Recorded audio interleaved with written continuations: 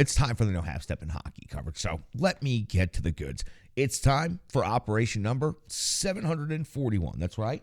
Show number 741 for the Renegades of Puck. And at this moment in hockey history, the Nashville Predators currently find themselves in 5th place in the Central Division. They have an overall record of 39-30-8 on home ice, which is where their next game will take place. They have a record of 20. They've recently picked up their 20th victory of the season on home ice.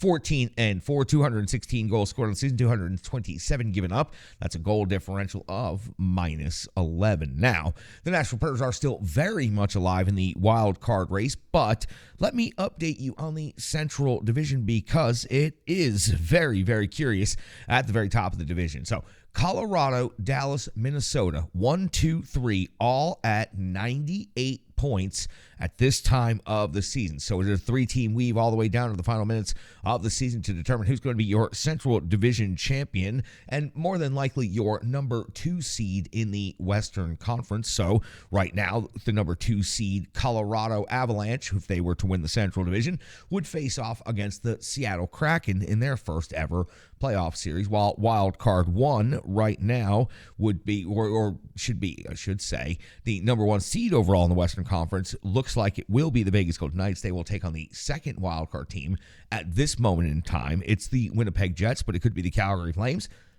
or even those Nashville Predators. So out into the number 3 in the Central Division, then comes Winnipeg at 89 points, then comes Nashville at 86. The little E has now come for St. Louis, Arizona, and Chicago. So those 3 teams are done for the season. When it comes to that wild card race, now Seattle has 94 points with 5 games to go in the season. The Winnipeg Jets have 89 points with 5 games to go in the season. So Seattle is very close to clinching that number 1 wild card spot. So it's come down to Winnipeg, Calgary, and Nashville to determine who is going to be the second wild card. Winnipeg holds that spot right now with 89 points, 5 games remaining.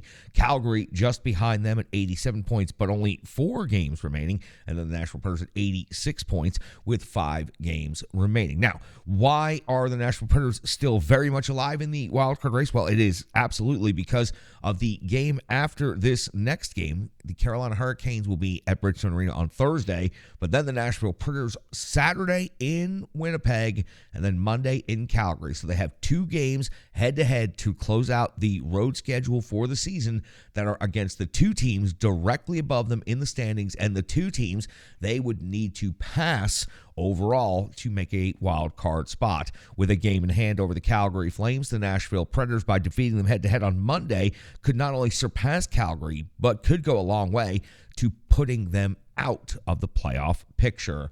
That gets you all caught up on the Central Division. That gets you caught up on the wild card. And I've given you the Nashville Predators schedule and record. Let's talk about the Nashville Predators' next opponent. It is the Carolina Hurricanes. It'll be the second and final time this season the Preds and the Canes will play. The Canes are having another impressive season. They have an overall record of 50-18-9. 109 points is good for first overall in the Metropolitan Division. Now, they do not have everything locked up in the Metropolitan Division as the New Jersey Devils, not far behind. The New York Rangers also in the race, but not quite as much competing for first overall in the Metro. When it comes to the overall Eastern Conference, Carolina has no chance of catching Boston. So Carolina, if they are to win the Metro, would be the second seed overall in the Eastern Conference. Now, on the road, Canes have a very impressive record, 23-8-6, a goal differential of plus 53. These 2 teams have met once before this season. It was all the way back on January the 5th when the Nashville Predators were in Carolina and secured a 5-3 victory. Nashville had 5 different scores, but the story of the game and the story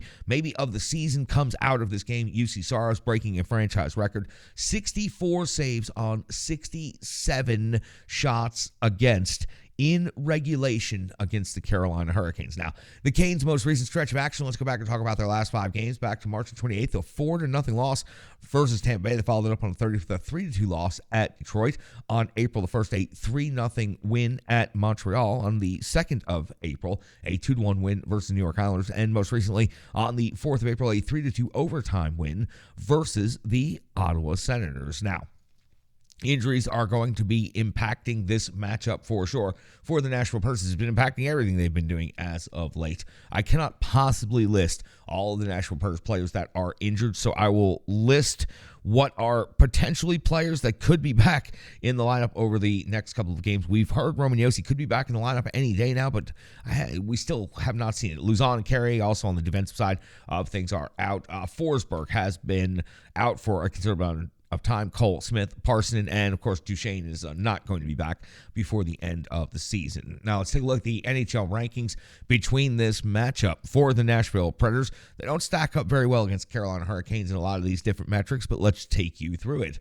In the goals for category, 2.74 on the season for Nashville is 27th overall in the NHL, while the Canes are generating 3.21 goals per game. That is 16th best in the NHL. When it comes to the goals against category, 2.93 for the Nashville Predators given up per game is 12th best in the league, while the Carolina Hurricanes are only giving up 2.54. That is second best overall in the league. Shots for, 29.7 for Nashville. It's 24th in the league. 34.9 for Carolina. That is third best in the NHL. And the Nashville Predators already giving up 27th most shots in the league, 33.2. Well, they're going up against the team that is first in this category. The Canes only giving up 25.8 shots per game over the course of the season. When it comes to special teams, the Nashville Predators, well, they don't match up very well with Carolina.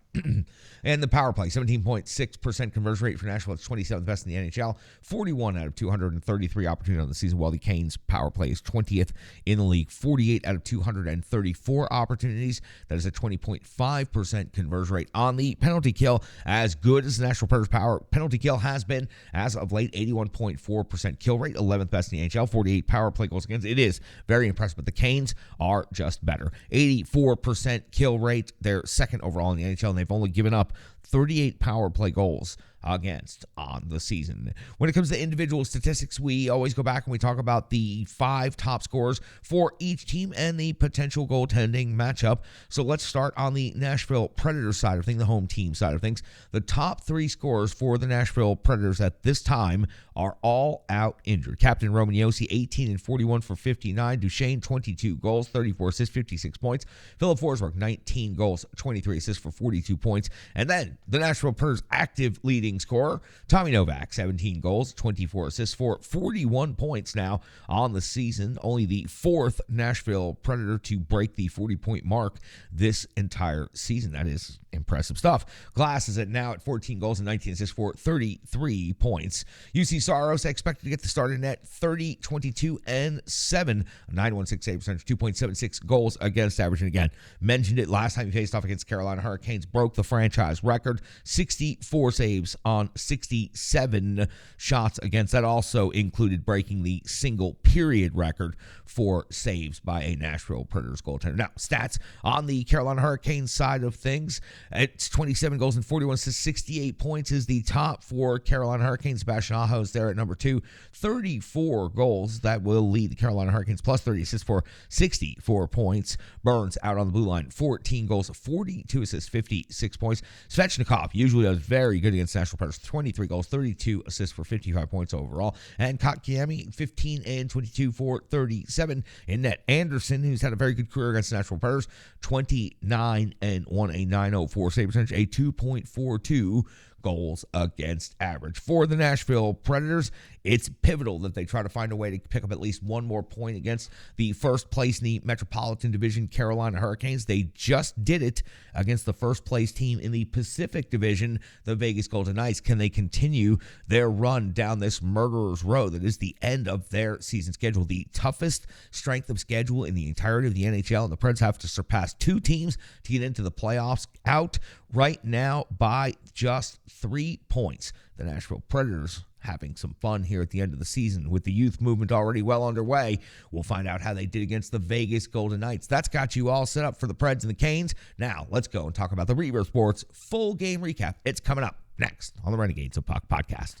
Hockey players are as unique as the game itself, and your uniform should be tailored to fit you. Rebirth Sports is your sports apparel tailor. From shells, bags, warm-ups, hats, hoodies, branding, and more, let Rebirth Sports be your custom hockey tailor. And don't forget to tell them they do more than just hockey. Rebirth Sports on Facebook, Twitter, and Instagram. Rebirth Sport, a match made in hockey.